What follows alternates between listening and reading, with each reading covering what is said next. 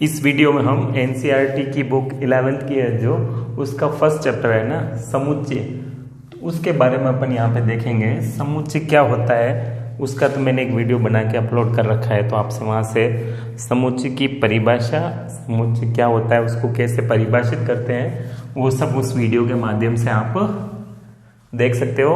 और यहाँ पे इस फर्स्ट क्वेश्चन को अपन यहाँ पे सॉल्व करने की कोशिश करते हैं ना।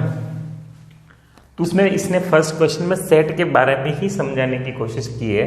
तो ये पहला प्रश्न है, उसके 9 भाग दे रखे हैं। इन 9 के माध्यम से वो आपको सेट को अच्छे से समझाना चाहता है कि समुच्चय क्या होता है और आप अच्छे ढंग से समझ पाएंगे, है ना। तो सेट क्या होता है वो मैंने आपको बता रखा है ना। सेट होता है परिमित समुच्चय, है ना, ये जो फाइनाइट वैल्यू होनी चाहिए, जो परिभाषित होना चाहिए, जिसको अपन परिभाषित कर सके, उसे अपन क्या कहते हैं, सेट। देखो पहला क्वेश्चन क्या कहता है, जे अक्षर से प्रारंभ होने वाले वर्ष के सभी महीनों का संग्रह। तो जे से जो जो आरंभ होते हैं, जून होता है, जुलाई होता है, ठीक है। तो अपन जे से प्रारंभ होने वाले वर्ष के सभी महीनों का संग्रह, तो ये अपन परिभाषित कर सकते हैं। मुझे मालूम है जो जो जे से स्टार्ट होंगे वो मैं एक ब्रैकेट के अंदर लिख सकता हूं। इसका मतलब ये क्या है, समुच्चय है, ठीक है। इसको परिभाषित किया जा सकता है। दूसरा प्रश्न क्या कहता है, भारत के 10 सबसे अधिक प्रतिभाशाली लेखक के नाम। देखो सबसे अधिक प्रतिभाशाली लेखक, अब लेखक बहुत सारे हैं। अब प्रतिभाशाली मेरे नजरिए से देखूं तो बहुत सारे हो सकते हैं, तो किसी और के नजरिए से भी देखा जा सकता है। तो इसको परिभाषित करना अपने बस में नहीं है, क्योंकि अलग अलग लोग अलग अलग तरह की, अलग अलग लोग अलग अलग तरीके के लेखकों को प्रतिभाशाली बताएंगे। कोई मेरे हिसाब से प्रतिभाशाली तो किसी और के हिसाब से प्रतिभाशाली नहीं हो सकता, हो भी सकता है। तो इस तरह से इसको अपन परिभाषित करना अपने बस की बात नहीं है, इसको परिभाषित नहीं किया जा सकता। इसका मतलब ये समुच्चय नहीं है, ये समुच्चय है। फिर क्या लिखा, विश्व के सर्वश्रेष्ठ 11 बल्लेबाज। तो देखो सर्वश्रेष्ठ 11 बल्लेबाजों की सूची तो बनाई जा सकती है, लेकिन उसको परिभाषित नहीं किया जा सकता। कोई आज खेल गया तो मेरे नजर से अच्छा बल्लेबाज हो गया, किसी ने 10 मैचों में रन नहीं बनाए तो वो किसी के लिए अच्छा बल्लेबाज नहीं, लेकिन एक मैच में उसने मैच को जिता दिया तो वो अच्छा बल्लेबाज हो गया। तो इसको परिभाषित करना, अब परिभाषित कर नहीं सकते कि कौन अच्छा बल्लेबाज, कोई आज अच्छा खेल गया तो वो भी तो अच्छे बल्लेबाजों की श्रेणी में आएंगे। तो उसको परिभाषित करना संभव नहीं है, इसका मतलब ये भी समुच्चय नहीं है। आपकी कक्षा के सभी बालकों का संग्रह, ये मैं पता कर सकता हूँ मेरी क्लास में कितने बच्चे पढ़ते हैं, तो इसको परिभाषित किया जा सकता है। 30 बच्चे, तो 30 का नाम मैं जान सकता हूँ या लिख सकता हूँ मैं, तो इसको परिभाषित किया जा सकता है, इसलिए ये समुच्चय है। फिर क्या लिखा, 100 से कम सभी प्राकृत संख्याओं का समुच्चय। 100 से कम मतलब 1 से लेकर 99 तक, इसको मैं लिख सकता हूँ, कोई दिक्कत ही नहीं है। 100 से जितनी भी छोटी होगी वो सारी प्राकृत संख्याओं को मैं कलेक्ट कर सकता हूँ, उसको मैं लिख सकता हूँ, इसका मतलब ये समुच्चय है। अब देखो, लेखक प्रेमचंद्र द्वारा लिखित उपन्यास, लेखक प्रेमचंद्र द्वारा लिखित उपन्यास को परिभाषित किया जा सकता है कि उसने उसके जीवन काल में किन किन रचनाओं को या किन किन उपन्यास को उसने लिखा, तो इसको परिभाषित किया जा सकता है। भाई एक के बारे में पूछा तो एक के बारे में तो सारी इंफॉर्मेशन कलेक्ट की जा सकती है, इसलिए इसको समुच्चय है।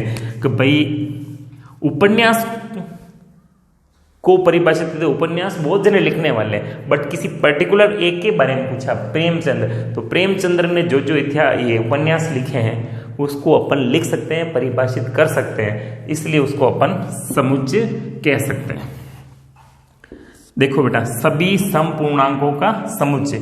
देखो समपूर्णांक हो गए 2, 4, 6, 8, 10। अब ये कहां तक जाए, तो ये है तो अपरिभाषित, लेकिन ये तो पता नहीं कि अपन कहां जाके रुकेंगे, लेकिन जो 2 से विभाजित होगा वो समपूर्णांक जरूर होगा, ठीक है। बट इसकी ये नहीं है कि लिमिट कहां तक है, ये फिक्स नहीं है, लेकिन इसको परिभाषित किया जा सकता है कि जो संख्या 2 से विभाजित होगी उसको अपन क्या बोलेंगे, पूर्णांक, तो उसको परिभाषित किया जा सकता है, इसलिए इसको समुच्चय कहेंगे। इस अध्याय में आने वाले प्रश्नों का संग्रह। तो एक अध्याय के कितने प्रश्न होते हैं अपन पता कर सकते हैं, उसमें लिखा भी होता है कि ये प्रश्न इस पाठ में है, तो इसको भी परिभाषित किया जा सकता है।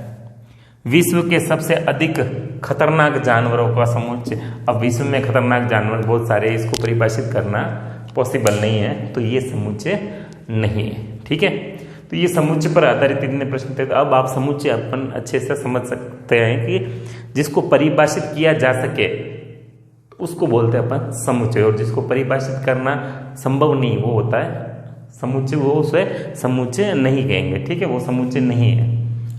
तो क्या होना चाहिए, ये आपको इन प्रश्नों के माध्यम से आपको समझ में आ गया होगा।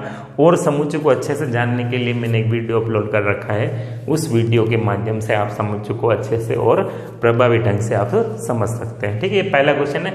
देखते हैं दूसरा क्वेश्चन क्या कहता है।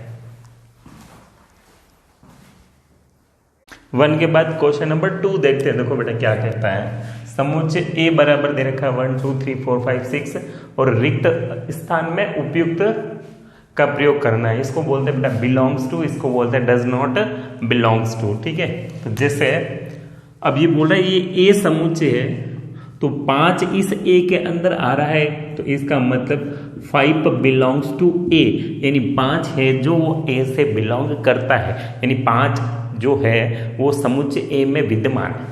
ठीक है, इसको बोलते हैं बिलोंग्स टू। जैसे अपन बोलते हैं ना जनरल भाषा में, आप कहाँ से बिलोंग करते हो, तो जैसे मैं पिपरडा से आता हूँ तो मैं पिपरडा से बिलोंग करता हूँ, इसका मतलब मैं पिपरडा के अंदर रहता हूँ। मैं राजस्थान से बिलोंग करता हूँ, तो इसका मतलब मैं राजस्थान में रहता हूँ। ठीक है, तो वही है 5 बिलोंग्स टू ए, यानी 5 समुच्चय ए का एलिमेंट है, समुच्चय ए का अवयव है, इसका मतलब 5 ए से बिलोंग करता है।